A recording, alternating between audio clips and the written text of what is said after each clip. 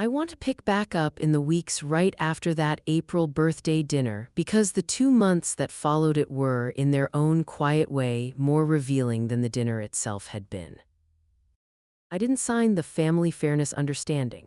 I also, I'll admit, didn't confront anyone about it directly, not yet. I told myself I was giving the family space to let the idea die on its own, the way half-formed family schemes sometimes do when nobody pushes them forward.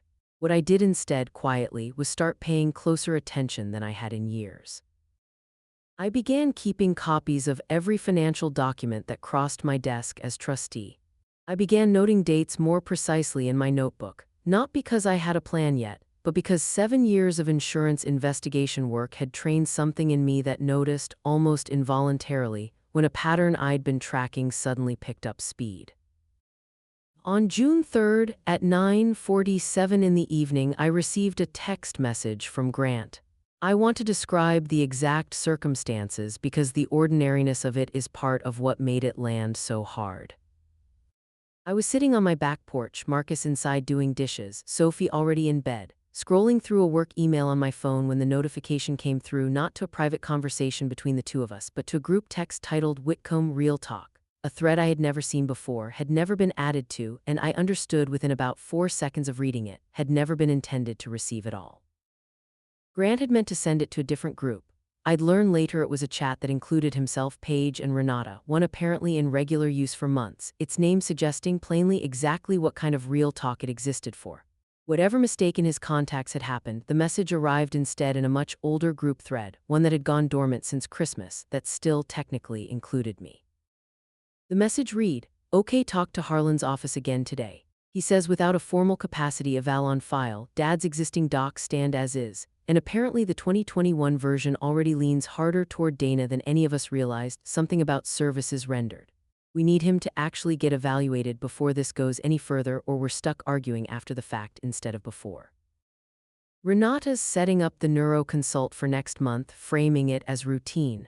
Once there's something on file we can point to for 22 and 23, we've got a real conversation to have with Harlan about updating things properly, evenly, the way it should have been from the start. Dana doesn't need to know any of this yet, she'll just make it a whole thing. I read that message 4 times, sitting on my own porch, the evening entirely unchanged around me, Marcus still audible through the kitchen window, the specific ordinary hum of a Tuesday night. I want to describe the actual feeling of reading it because I don't think shock quite captures it. It was closer to the specific, cold stillness I feel at work when a claim I've been quietly building a case on for weeks finally produces the one document that confirms everything I'd suspected but hadn't yet been able to prove. Not surprise, exactly, recognition. I sat with that message for nearly 20 minutes before I did anything at all. I didn't reply. I didn't call Marcus outside. I took a screenshot and then another, making sure the timestamp and sender were both fully visible, and I saved them to the same folder on my phone where, without quite admitting it to myself, I'd already been keeping photographs of financial documents for months. I want to name plainly what that message actually told me because it took me a full day of sitting with it before I could see the whole shape clearly. First, my family had been discussing my father's estate documents behind my back for some period longer than I knew, with enough specificity to reference the 2021 version, a document I as trustee had never once been shown. Second, there was language in that document already favoring me, tied to services rendered, that none of them had expected or wanted. Third, and this was the part that actually made my hands go cold, sitting on that porch, they were discussing engineering a cognitive capacity evaluation for my father. Not because they were genuinely worried about his well-being, but specifically to build a paper trail they could later use to challenge or pressure a change to an existing legal document, while deliberately keeping the actual plan hidden from the one person who was, at that moment, both his healthcare power of attorney and his trustee. That's the machinery of it, and I want to name it clearly, the way I'd eventually learn to name it out loud to someone else entirely. Every individual piece taken alone could be explained away as ordinary family concern. A lawyer consultation, a neurology appointment, a private conversation between siblings about a subject too sensitive to raise with the person most affected by it. It's only when you lay them end to end, in the exact order they actually happened, that the shape of a deliberate strategy becomes impossible to miss. A father's declining capacity, quietly positioned as leverage rather than a medical concern to be met with care. A trust documents actual terms, discussed and worried over by everyone except the one person legally responsible for eventually executing it. And underneath all of it, threaded through 4 years of loans and advances I'd tracked in a private notebook, because some instinct in me had never quite trusted the family's version of fairness to hold up under scrutiny. I didn't tell my father what I'd seen that week. I want to be honest about why. I still didn't fully understand at that point what the 2021 version leaning harder toward Dana actually meant in concrete terms, and some part of me even then worried that raising it with him directly, while his cognitive status remained genuinely uncertain, risked upsetting him over something I hadn't yet confirmed. What I did instead was call Harlan Voss's office myself the following Monday, using the trustee credentials I'd held for 2 years but had never once had reason to actually exercise. I was transferred to a paralegal named Cassie Mercer, a woman I'd spoken with briefly once before, years earlier, about an unrelated document signing. I explained, carefully, that as successor trustee I needed to confirm the current status of my father's estate planning documents ahead of an upcoming health matter, true, if incomplete.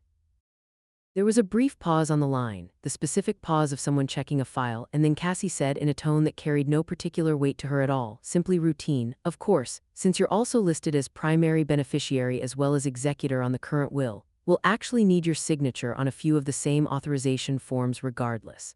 I can have those sent over today if that's easier." I remember exactly where I was standing when she said that, in my own kitchen, mid-morning, coffee going cold on the counter beside me.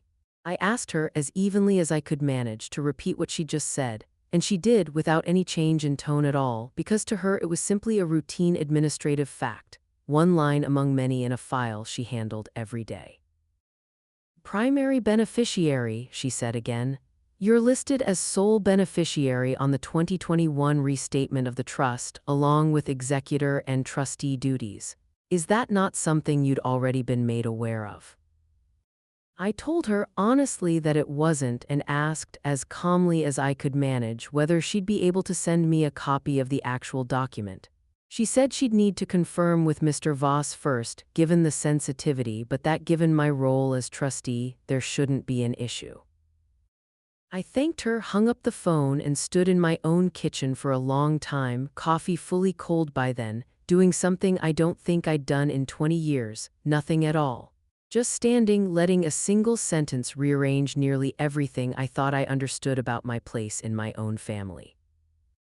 I want to describe one more detail from that same week, because it's small but it stayed with me. 2 days after the call with Cassie, I drove out to my father's house on an ordinary Wednesday, the same routine visit I'd been making for years, and found him in the garage sorting through an old toolbox, humming faintly to himself. He didn't know yet that I knew anything. I stood in the doorway for a moment, watching him, feeling the strange double weight of loving someone completely while also, for the first time, seeing the actual outline of how deliberately and how privately he'd been protecting me, not just from Grant and Paige's disappointment, but from ever having to ask for anything at all, because he'd apparently decided 3 years earlier to simply settle the question himself in writing, without ever once making me carry the discomfort of the conversation. I didn't say anything to him that day either. I helped him sort the toolbox, the same way I had 100 ordinary afternoons before it, and drove home turning over, the whole way, the specific strangeness of grieving a version of my family I hadn't lost, and celebrating a version of my father's love I hadn't actually known I'd already received. The decision. I called Priya Nandakumar 3 days later. Priya and I had been close since college, though our lives had diverged considerably since then. She'd gone on to become an estate and elder law attorney with her own small practice in Eugene, and while she'd never handled anything for my own family directly, she was the first person I trusted to help me actually understand what I was looking at, rather than simply react to it. I met her for coffee on a Saturday morning, Marcus watching Sophie at home, and I remember laying the whole thing out for her methodically.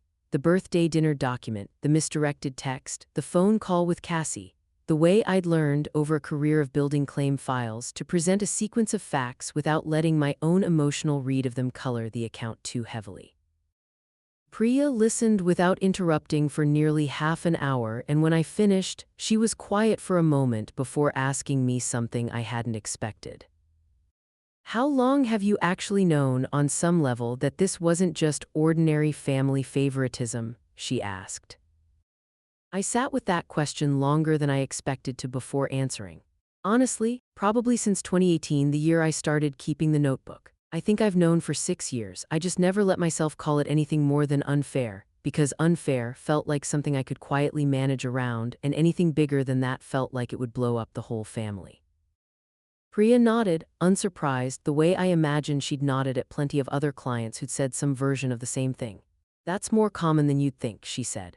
Recognizing a pattern and being ready to actually act on it are two very different moments. There's nothing wrong with the distance between them, but I do think from everything you've just told me, that distance is starting to cost you something real.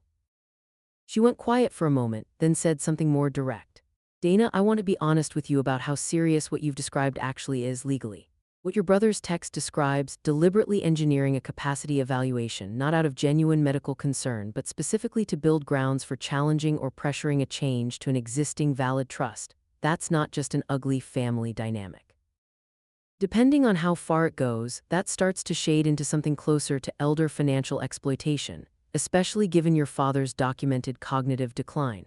The fact that you're already his healthcare power of attorney and trustee is exactly what's been standing in the way of that plan moving forward cleanly. I think that's precisely why they didn't want you to know about it yet.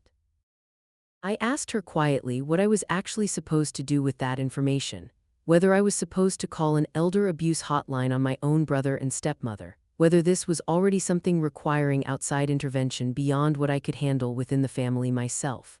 Priya shook her head. Not yet, and maybe not ever if you handle the next part carefully. Right now, nothing has actually happened, yet beyond a conversation you weren't supposed to see. What matters most immediately is making sure your father's current wishes, the ones already reflected in a valid, competently executed document, stay protected, and that any future evaluation of his capacity happens through a neutral, properly documented process, not one quietly engineered by people with a financial interest in the outcome. I want to describe, honestly, the particular texture of the weeks that followed that conversation with Priya, because I don't think deciding what to do fully captures what it actually felt like to live inside. There were mornings I woke up with total clarity about what needed to happen, a calm, settled certainty, the same feeling I get finalizing a completed claim file, every piece checked, nothing left ambiguous. And there were other mornings, usually after a hard week at work, when the whole situation felt suddenly enormous, disproportionate. Like I was preparing to detonate a family that had already survived my mother's death, 2 divorces, and a decade of financial strain, over something that might, in some other version of events, have quietly resolved itself if I'd simply said nothing and let the family fairness understanding die of its own accord. I remember one specific evening in particular, about 2 weeks after the coffee with Priya, sitting at my own kitchen table with the printed copy of the 2021 trust restatement Cassie had finally sent over, reading the actual language for the first time. It stated, in careful legal terms considerably warmer than anything my father had ever said to me directly, that in recognition of the disproportionate and largely uncompensated contributions of my daughter Dana Whitcomb to the management of my household, my health, and my business affairs over a period of years, and in consideration of substantial financial advances already extended to my son Grant Whitcomb and my daughter Paige Whitcomb Ortiz, which are not expected to be repaid and are to be treated as advancements against any future inheritance, the entirety of the residual estate, following certain modest specific bequests, was to pass to me alone. I sat with that document for a long time that night, feeling something considerably more complicated than vindication. I felt, more than anything, a kind of quiet, retroactive grief. For every dinner where Renata had gently suggested my settled household made me less deserving of consideration. For every year I'd updated my private notebook and told myself the imbalance was simply the ordinary cost of being the reliable one. For the version of myself who'd folded that fairness understanding into her jacket pocket in April, without yet knowing that her own father, 3 years earlier, had already settled the actual question far more thoroughly, and far more generously than any of us in that room had imagined. I called my father that same week, on one of what Renata had started calling his good days, mostly just to hear his voice rather than to raise any of it directly yet. We talked for a while about the store, about Sophie's latest school project, and near the end of the call, unprompted, he said something I wrote down that same night. You know, Dana, I've never once had to think twice about you. I hope you know that's the highest thing I know how to say about anybody. I told him I thought I finally understood what he meant by it, in a way I hadn't quite understood it standing at that kitchen table with my report card at 13. He laughed, gently in the specific way that had started over the past year to occasionally trail off mid-thought, and said he was glad it only took me until 44 to catch up. I want to be honest about the fear underneath all of this because I think it matters more than the legal specifics. It wasn't primarily fear of the confrontation itself, though that mattered plenty. It was a smaller, more specific fear. When I finally said out loud to Marcus one night that July, sitting on our back porch with 2 mugs of tea going cold between us, if I stop being the one who quietly holds everything together without ever asking for anything in return, what happens to how this family sees me? Who am I to them, if not the reliable one who never needs worrying about? Marcus was quiet for a while before answering. Dana, he said, I think you've spent 20 years assuming that being needed and being valued were the same thing because in this particular family, nobody ever really tested whether they were. I think you're about to find out they're not, and I think some part of you has been afraid of that answer for a very long time. I didn't have a response to that, not right away. I just sat with it, the way I'd learned to sit with most hard truths that year, letting it settle rather than rushing to argue it away. I also talked it through that same week with my supervisor at work, a woman named Renee Acaffer who'd run the Special Investigations Unit for over a decade, and who had, over the years, become something closer to a professional mentor than a boss. I hadn't planned to bring my personal life into her office, but I'd been distracted enough that week that she'd asked directly whether something was wrong. I gave her an abbreviated version, a family estate situation, a document I hadn't been meant to see, a decision about whether to confront it directly.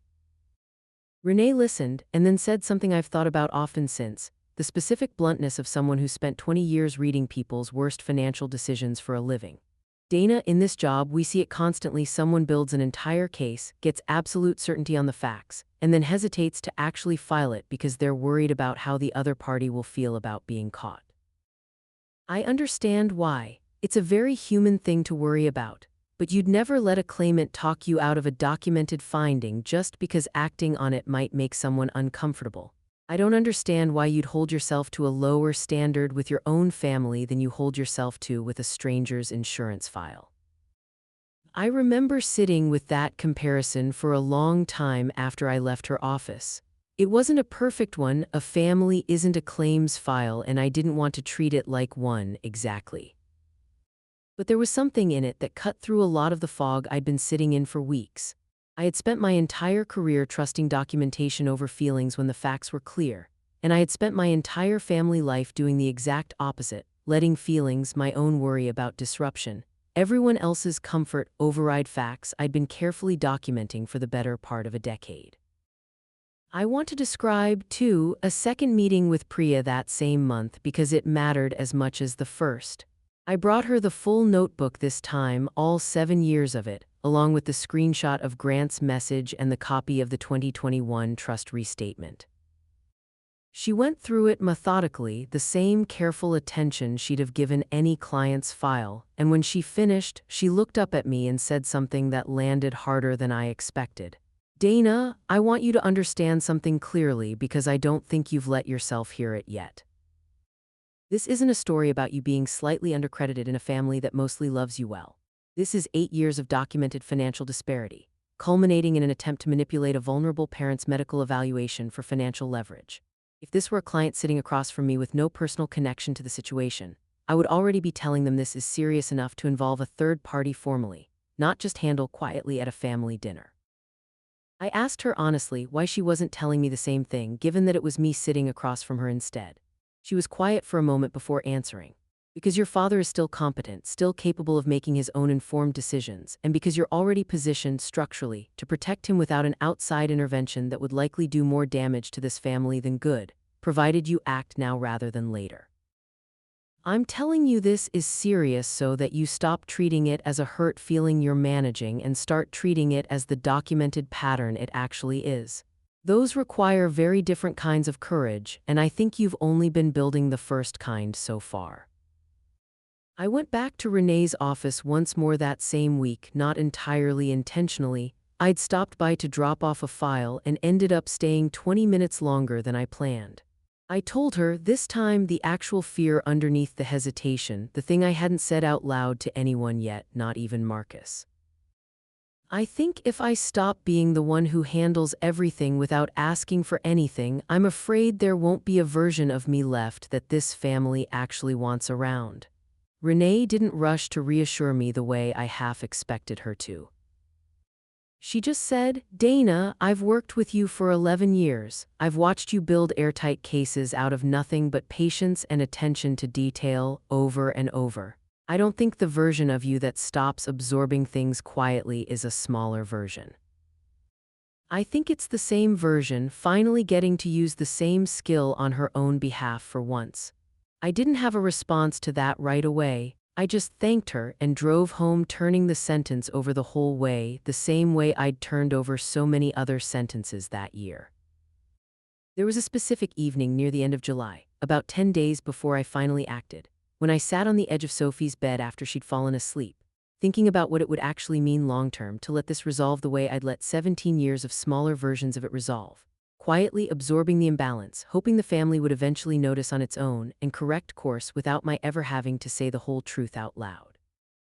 I decided, sitting there in the dark, that I did not want Sophie to grow up believing that love in a family is something you earn through quiet, permanent usefulness, never through simply being told, plainly, that you matter regardless of what you provide. Sophie, without any idea of the larger context, asked me something that same week that I've thought about often since. We were driving home from her orthodontist appointment, and she mentioned, offhandedly, that a friend at school had complained about always being the one asked to plan group projects because she was the responsible one, and Sophie said, with the specific bluntness of a 13-year-old, "That's not actually a compliment, though, is it? It just means people know you'll do the work so they don't have to notice you." I remember gripping the steering wheel slightly tighter, saying only, "That's a really smart thing to notice, Soph," and not trusting myself to say much more than that in the moment, though I wrote her exact words down in my notebook that same night underlined, because a 13-year-old had just articulated more clearly than I'd managed in 9 years exactly what I'd been living inside of. I also spent part of that week thinking about my mother and a specific thing she'd said to me in that infusion center waiting room 24 years earlier. "I don't worry about what happens to this family when I'm gone because I know you'll hold it together." I understood, sitting on Sophie's bed that July, that I had spent nearly a quarter-century treating that sentence as a compliment I needed to continually re-earn, rather than as what I now believe my mother actually meant by it. A simple, factual trust in who I already was, not a lifelong assignment I owed the rest of the family in exchange for being loved. A week before the dinner, on Priya's advice, I called Harlan Voss directly, rather than going through Cassie again, and told him plainly what I'd learned: the text message, the engineered evaluation, the fact that I now understood the actual terms of the 2021 restatement. Harlan was quiet for a long moment on the phone and then said, in the careful, measured tone I imagine he used for every difficult conversation in 40 years of estate law, "Dana, I want to be direct with you because I think you deserve that. Your father was entirely clear-headed and entirely deliberate when we drafted that restatement in 2021. I remember the conversation specifically because he asked me, unprompted, to write a paragraph explaining his reasoning in his own words, rather than leaving it purely in legal language, in case it was ever questioned later. That's not something clients often think to ask for. He wanted to make sure nobody could ever credibly claim he hadn't understood exactly what he was doing.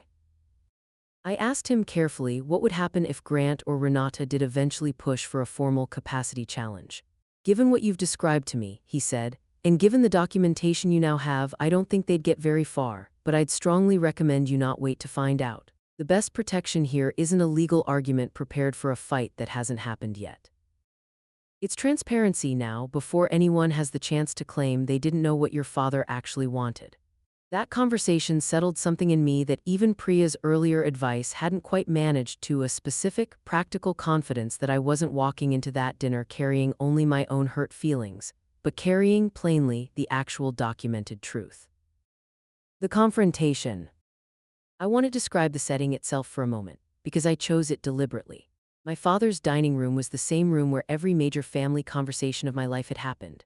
The room where we'd sat hollowed out the week after my mother's funeral. The room where Renata had first been introduced to the extended family 9 years earlier. The room where 4 months before a piece of paper had been slid across the tablecloth toward me between the bread basket and my wine glass. I wanted this conversation to happen there specifically, not somewhere neutral, because I didn't want it to feel like an ambush staged in unfamiliar territory. I wanted it to happen in the one room that had absorbed every important version of this family's history, including now this one. I asked Renata to organize a family dinner at my father's house on August 9th, framing it, honestly enough, as a chance to talk through some estate planning logistics ahead of my father's upcoming neurological follow-up. The same appointment I now knew had been engineered with an ulterior purpose, though I didn't say that part yet. Grant and Paige both came. My father sat at the head of the table, the same seat he'd occupied at every family dinner of my life, looking that evening more present and clear-eyed than he had in months, a fact I'd later understand was no accident. I deliberately scheduled the conversation for late morning brunch rather than evening, on Priya's advice, knowing his clarity was reliably strongest earlier in the day. I brought a single manila folder, not the thick accumulation of 17 years of notebooks and photographs. Just 11 pages. Priya had helped me organize the way I'd learned, over a career of building claim files, to organize evidence. Clearly, chronologically, with nothing left for anyone to reasonably dispute. I want to walk through a few things, I said, once the meal had settled and Renata had started predictably to steer the conversation toward the neurological appointment. I kept my voice at the same even register I use presenting a completed investigation file to a claims director, not cold, just factual. Not because I think any of you don't already have some sense of parts of this, because I don't think anyone in this room has actually seen it laid out together in order the way I have. I walked through the numbers first, plainly. $78,000 to Grant across 3 ventures, none repaid. Roughly $53,000 to Paige across various needs, none of it ever framed as debt. 8 years of unpaid bookkeeping, medical coordination, and business management from me, formally unacknowledged in any family conversation until that morning. Grant's face had already gone tight by the time I got to the second figure. Dana, this isn't the moment for. I'm not finished, I said, and I did not raise my voice to meet his. On June 3rd, I received a text message that wasn't meant for me. I have it saved with the timestamp if anyone in this room would like to see it rather than take my word for it. I watched Renata's face go very still. It described a plan to arrange a cognitive evaluation for Dad, not out of concern for his well-being, but specifically to build documentation that could later be used to challenge or pressure a revision to his existing valid estate plan. It also confirmed something none of us apparently knew I already knew, that Dad restated his trust in 2021, and that it already accounts specifically for exactly the imbalance I just walked through. The room had gone very quiet by then. My father at the head of the table was watching the exchange with an expression I couldn't entirely read, not confused. I want to be clear, but processing carefully the way I imagine he processed a difficult inventory discrepancy at the store decades earlier. That conversation was taken out of context, Grant said, his voice climbing in a way I had rarely heard from him. We were worried about Dad, Dana, that's all that text was actually about. Then I'd like to understand, I said, why the plan needed to happen without me knowing about it, when I'm the one who's actually been managing his health care and his finances for the better part of a decade. If the concern was genuinely his well-being, I don't understand what kept any of you from simply calling me. Renata set her fork down carefully, the specific deliberate stillness of someone composing herself before speaking. Dana, I think you're painting this far more sinister than it actually was. Nobody was trying to hurt your father. We were trying to make sure this family didn't end up unequal in a way that would cause resentment for years. I understand that's how it felt from where you were sitting, I said. But I'd ask you to consider how it looks from where I was sitting, finding out, by accident, that a plan was being built around my father's medical evaluation, specifically timed and specifically kept from the one person legally responsible for protecting his interests. I don't think we were trying to prevent resentment, and we scheduled the appointment without telling Dana on purpose can both be true at the same time. I think one of those is the real reason, and I think we all know which one. Grant pushed his chair back slightly, not standing, but close to it. So what, you're going to hold this over all of us now? Is that what tonight's about, proving you were right the whole time? No, I said, and I kept my voice at the same level it had been the whole conversation. Tonight is about making sure Dad's actual wishes, the ones he made competently and clearly 3 years ago, get respected regardless of how any of us feel about the specific numbers in them. I'm not asking anyone to apologize to me right now. I'm telling you what I know plainly, so nobody in this family can later claim they didn't understand exactly what was happening this year. Paige, quieter than I'd expected her to be, finally spoke. I didn't know the full plan, Dana. I knew Renata and Grant were talking about the trust. I didn't ask enough questions about what that actually meant. I'm sorry for that. I believed her mostly. Paige had never in this whole story struck me as the architect of anything, only as someone who'd learned the same as I had to avoid asking hard questions that might disturb an arrangement that currently benefited her. My father spoke last, and I want to describe exactly what he said because it mattered more than anything I'd brought in the folder. I wrote that trust the way I wrote it because I've watched what actually happens in this family for 8 years, clearer than any of you probably think I have, even on my worst days. Dana never once asked me for anything. The rest of you asked plenty, and I gave it because that's also who I wanted to be as a father. But I'm not going to sit at my own table and pretend I don't understand the difference between a daughter who held this family together without being asked, and children who are now upset that I noticed. I found the line I'd rehearsed hardest that morning, and I delivered it last, looking not just at Grant and Renata but at the table as a whole. I never once wanted to be paid for taking care of this family. That was never what any of this was about for me. But I also never agreed to be treated as though needing nothing meant deserving nothing. Those are two very different things, and I think everyone at this table owes it to Dad, and to each other, to finally understand the difference. Nobody clapped, and it wasn't that kind of room. But I watched my father reach over slowly and rest his hand briefly on top of mine on the table, the specific gesture he'd made only a handful of times in my entire adult life. And I understood in that quiet moment that whatever happened next with Grant or Renata, I had already gotten the one thing from that morning that actually mattered most to me. Aftermath. Nothing about what followed resolved cleanly, and I want to be honest about that because I think stories like this one do people a disservice when they tie everything into too neat a bow. My father did undergo the neurological evaluation the following month, but on terms I helped arrange properly this time, a neutral specialist. A full report shared transparently with all of us, confirming continued mild cognitive impairment with no immediate change to his legal capacity. The evaluation, done honestly rather than as leverage, actually reassured everyone in a way the engineered version never could have. Harlan Voss, once he understood the full context, added a formal capacity-affirming letter to my father's file, dated and witnessed, specifically to protect the existing trust from exactly the kind of future challenge Grant and Renata had been quietly building toward. I want to describe the first few weeks after that dinner in some detail, because they were quieter and stranger than I expected. I drove home that afternoon, checked on Sophie doing homework at the kitchen table, and stood for a long moment in my own driveway before going inside, feeling less triumphant than simply thoroughly tired, the particular exhaustion that comes after finally setting down something you've been carrying carefully, silently, for the better part of a decade. Marcus found me still standing there 10 minutes later and didn't ask anything at all. He just stood with me for a while, the two of us saying nothing until I was ready to go in.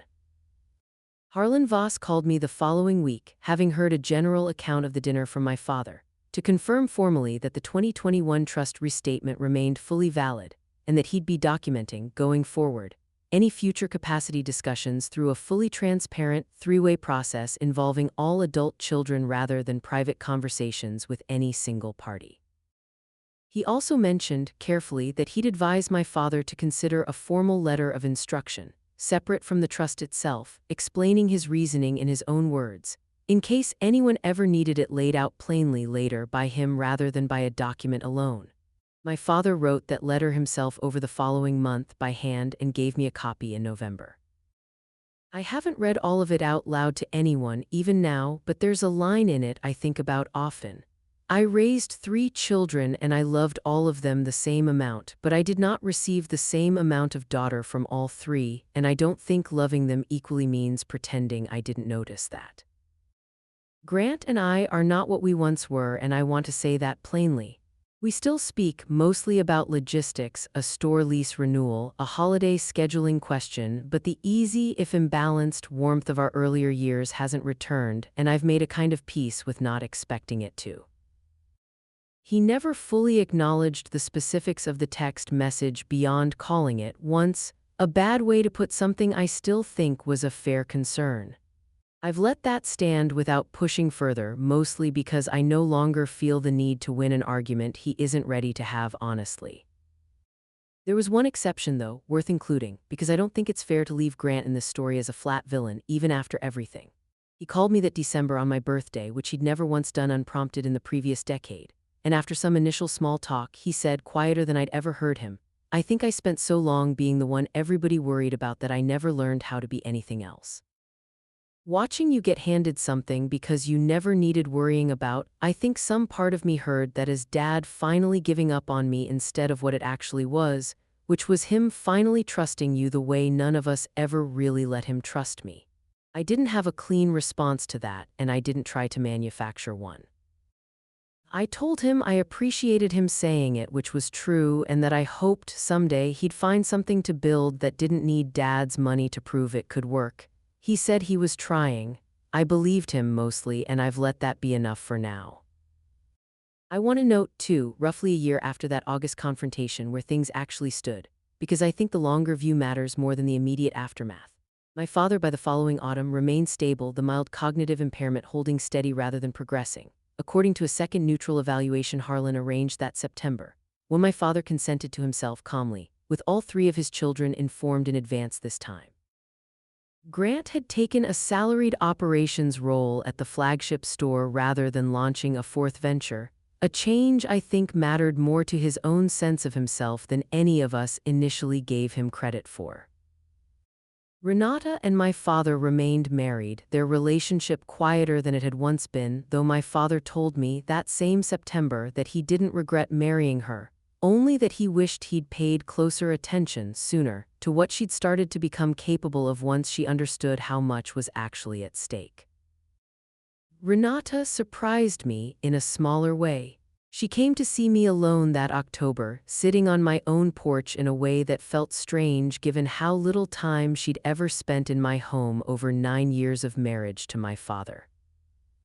"I think I convinced myself I was protecting your brother and sister from something unfair," she said, "instead of admitting I was protecting an outcome I wanted for reasons that had more to do with me than with either of them." I didn't fully forgive her that afternoon. I told her I appreciated the honesty, which was true, and left it there. Paige and I, unexpectedly, grew closer. She started calling more regularly, not about money, just about ordinary things, her kids, my father's good days and bad ones, a shared, quieter grief neither of us had ever fully talked through about the family we'd actually grown up in versus the one we'd told ourselves we had.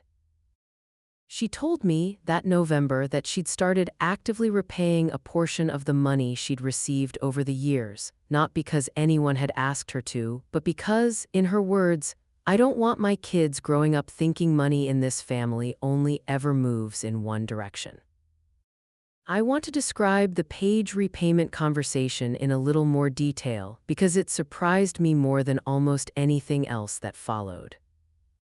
She came to my house that November with a check for $2,000, the first of what she described as a monthly plan to pay back a portion of what she'd received over the years, starting with the most recent $11,000 mortgage gap payment. "I know it's not the full amount and it'll take me years at this rate," she said, standing in my kitchen, a little embarrassed. "I just needed you to know I actually heard what you said at that table, even if I didn't say much myself that day." I told her she didn't owe me the money directly, it had never been mine to begin with, and the repayment, if she wanted to make one, belonged more properly to Dad than to me. She shook her head. "I know, I'm doing that too, separately. This one's for you because I think I let you carry something for a long time without ever once asking what it weighed." I still have that check uncashed in the same drawer where I've started keeping the folder Priya helped me build. I'm not sure yet what I'll do with it. I think for now, just keeping it there acknowledged rather than either cashed or refused is honest enough. The part that means the most to me, honestly, isn't anything that happened between the adults at all. It's Sophie. That December, helping my father sort through old photographs for his 80th birthday slideshow, she found a picture of me at 9 years old, standing at our old kitchen stove, and asked him what it was from. I watched my father tell her, unprompted, the story of the week I'd started cooking dinner for Grant and Paige during my mother's surgery, and I watched Sophie's face shift into something between pride and quiet outrage on my behalf. "That's a lot for a 9-year-old, she said, matter of fact in the specific way 13-year-olds sometimes manage better than adults do. My father laughed and said, "It was. I don't think any of us said that plainly enough back then." I stood in the doorway of that kitchen and let that particular, small, imperfect acknowledgement land exactly as fully as it deserved to. I keep coming back to something Priya said to me over coffee before any of this had fully resolved. Recognizing a pattern and being ready to act on it are two very different moments, and there's nothing wrong with the distance between them, as long as you don't let that distance cost you the thing that actually matters. That's not quite the line I'd want you to carry out of this with you, though. The one I'd actually want you to remember is the one I said at that table in my father's dining room, to a family that had spent 8 years quietly measuring my worth by how little I needed, rather than by how much I gave. Needing nothing was never the same thing as deserving nothing, and no family gets to quietly confuse the two just because one person is patient enough not to correct them. I think about that difference often now, the difference between the kind of steadiness that gets genuinely valued in a family, and the kind that simply gets relied upon until it's mistaken for something with no needs of its own. For most of 2 decades, I honestly couldn't have told you which one I was living. It's only from the other side of that August morning that I can see clearly how long it had actually been the second one, quietly, long before I ever let myself name it out loud. If this one landed for you, I'd love to hear your version of it down in the comments. The years you spent being the reliable one, the notebook you kept just in case, the moment you finally understood the difference between being needed and being valued. Share this with someone who's still holding a family together without ever being asked what that's actually costing them. And if you haven't already, go ahead and subscribe because there are a lot more stories like this one still to come. Thank you for spending this time with me tonight. I'll see you in the next one.